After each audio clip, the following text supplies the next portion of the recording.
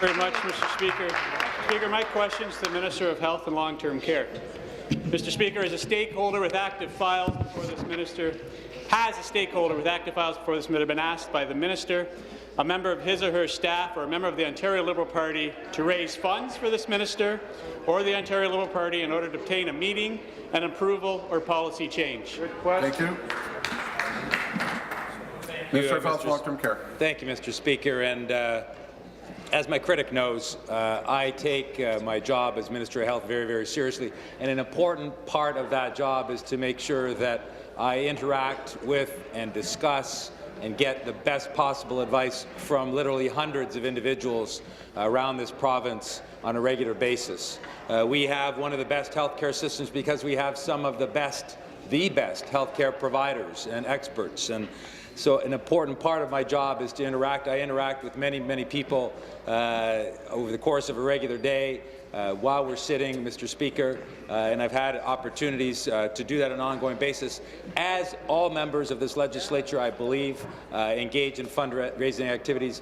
When I engage in fundraising activities, Mr. Speaker, I do that according to the rules that are in place. Answer. Thank you. Supplementary. Thank you, Mr. Speaker. Mr. Speaker, it's easy to note that we didn't hear a straight no to that question. But back to the Minister, Speaker. Mr. Speaker, has a stakeholder with active files before this minister been made to feel obligated to raise funds for this minister of the Ontario Liberal Party by the minister, a member of his or her staff, or the member of the Ontario Liberal Party in order to obtain a meeting, an approval, or policy change?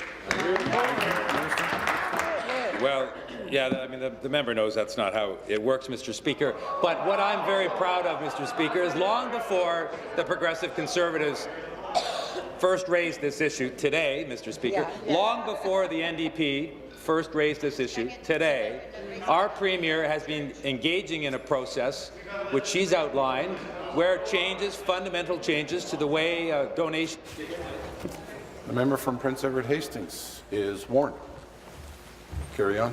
Long before it was raised for the first time today by these, or in the last days since media attention has been drawn to this issue, long before that, this Premier has recognized that important changes can and should be made.